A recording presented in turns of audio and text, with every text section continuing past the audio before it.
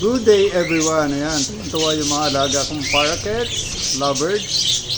Ayan, binigyan ko ng kangkong. Ayan, favorite nila yung kangkong. Binibigyan ko ito tuwing umaga.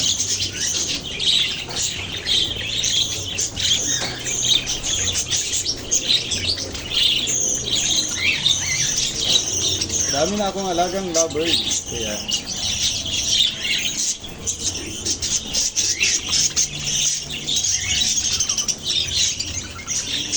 Yan, malilibang ka at nakakatuwang pagmasdan ito mga alaga kong lovebirds.